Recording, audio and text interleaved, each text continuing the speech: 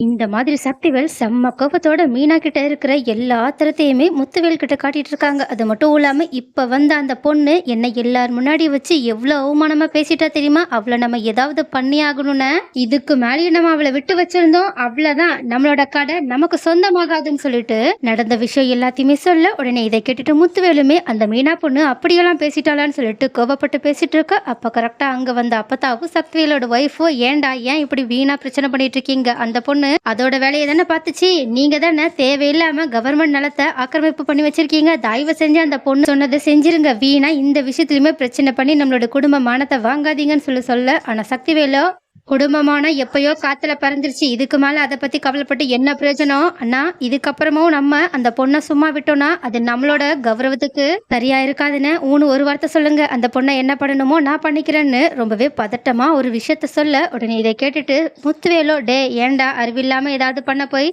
அது ஏதாவது பெரிய பிரச்சனை ஆயிட போகுது, அதனாலதான் பேசாம அவளை நம்மளோட பவரை யூஸ் பண்ணி எங்கேயாவது டிரான்ஸ்ஃபர் பண்ணி அனுப்பிவிடுங்க, அப்பயாவது அவளுக்கு புரியும் இந்த ஊர்ல நமக்கு எவ்வளவு செல்வாக்கு இருக்குன்றதுன்னு சொல்லிட்டு ஒரு செம்மையான ஒரு முடிவெடுத்துட்டு அங்கிருந்து கௌரவமா கிளம்பி போக. ஆனா இதை பார்த்துட்டு சக்திவேலும் என்னதான் முத்துவேலோட இந்த ஐடியா பிடிக்கலனாலும் அண்ணா சொல்லிட்டாங்க பரவாயில்ல, இதாவது அவளுக்கு தண்டனையா இருந்துட்டு போக்கட்டும்னு சொல்லிட்டு அவங்களோட பவரை யூஸ் பண்ணி அவங்க நினைச்ச மாதிரியே மீனாவுக்கு வேற ஊருக்கு டிரான்ஸ்ஃபர் வாங்கிடுறாங்க. அது மட்டும் இல்லாம அந்த ஆர்டருமே மீனாவோட ஆஃபீஸ்க்கு போக. அப்போ அங்க வேலை செஞ்சுட்டு இருந்தவங்க மீனா கிட்ட பாத்தீங்களா மேடம், இதுக்கு தான் நான் அன்னைக்கே சொன்னேன் இந்த மாதிரி ஆளுங்க கிட்ட எல்லாம் பிரச்சனை வச்சுக்கிட்டா அவங்க இப்படிதான் பண்ணுவாங்கன்னு அவங்களோட பவரை பத்தி பேச. ஆனா இந்த மாதிரி அவங்கள பத்தி பெருமையா பேசத கொஞ்சம் கூட ஏத்துக்கவே முடியாத மீனாவோ இந்த மாதிரி கோழைங்கள்லாம் என்கிட்ட இப்படிதான் மோத முடியும், ஒருவேளை அவங்க என் முன்னாடி நின்று இந்த விஷயத்துல மோதி இருந்தாங்கன்னா கூட அவங்கள நீங்க சொன்ன மாதிரியே ஏதோ பெரிய ஆளுங்க பவர்ஃபுல்லான ஆளுங்கன்னு யோசிச்சிருப்பேன். ஆனா இப்படி ஒரு சீப்பான வேலையை பார்த்துட்டு இதுக்கப்புறமாவும் அவங்க ஏன் முன்னாடி தலை நிமிர்ந்து இருக்கலாம்னு நினைக்கிறாங்களோ, இந்த மாதிரி எனக்கு பயந்து போய் என்னை இந்த ஊரை விட்டு துரத்திருக்காங்கன்னா அவங்க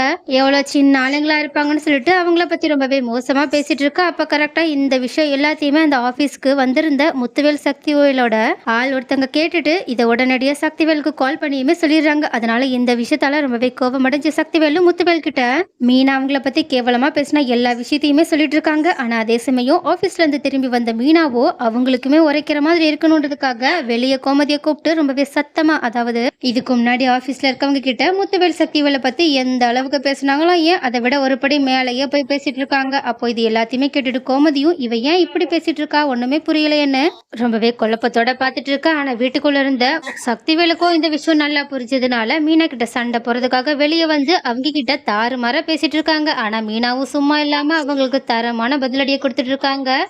ஆனா அப்போ இது எல்லாத்தையுமே பார்த்துட்டு வெளியே வந்த அப்பத்தாவோ ஏன்டா ஏன் மறுபடியும் வார ஒரு சண்டையை இழுத்து நம்மளோட குடும்பமானத்தை தெருவுக்கு கொண்டு வரீங்கன்னு சொல்லிட்டு அவங்க ரெண்டு பேரையுமே சத்தம் போட்டு உள்ள கூட்டிட்டு போக. ஆனா சக்திவேலோ மனசுக்குள்ளேயே இரு எவ்வளவு ஆட்டம் போறியோ ஆடு, இதுக்கப்புறமா பாரு இந்த சக்திவேல் யாருன்றதை உனக்கு காட்டாம விட மாட்டேன்னு சொல்லிட்டு வில்லத்தனத்தோட மீனாவை முறைச்சுக்கிட்டே உள்ள போயிட்டு இருக்காங்க.